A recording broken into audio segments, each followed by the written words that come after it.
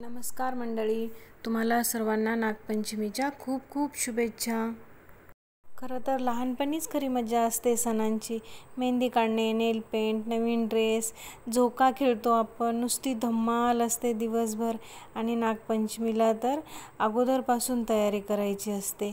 आम्ही तर लहान असताना 8 दिवस अगोदरपासून तयारी करायचो। खरंच ते दिवस किती भारी असायचे ना।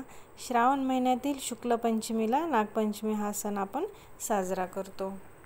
या दिवशी आपण नागदेवतेची मोठ्या भक्तिभावाने आणि श्रद्धेने पूजा करतो। नागदेवतेला दूध, गूळ, लाह्या असा नैवेद्य अर्पण करतो। सापांचे संरक्षण करणे हा त्यामागील हेतू आहे, कारण साप जमीन भुसभुशीत करतात, म्हणून त्यांना आपण शेतकऱ्यांचा मित्रही मानतो। सर्प हा पृथ्वीच्या परिसंस्थेतील महत्त्वाचा एक घटक आहे।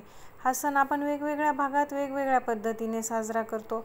आमच्याकडे या सणाला स्त्रिया माहेरी येतात, भुलई खेळतात। भुलई म्हणजे यामागे गोल गोल रिंगण करून स्त्रिया गाणी म्हणतात। विशेषतः ग्रामीण भागात हा जास्त खेळला जातो। गावातील नागदेवतेच्या मंदिरात जाऊन पूजा करतात। या दिवशी पुरणपोळीचा नैवेद्य केला जातो। काही भागांमध्ये पुरणाचे दिंडेही करतात आणि आमच्याकडे मात्र पुरणपोळी बनवतात। अशा प्रकारे आम्ही आमची नागपंचमी साजरी करतो।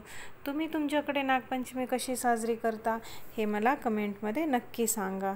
आणि आपल्या व्हिडिओला लाईक, शेअर, सबस्क्राईब करायला विसरू नका। बाय।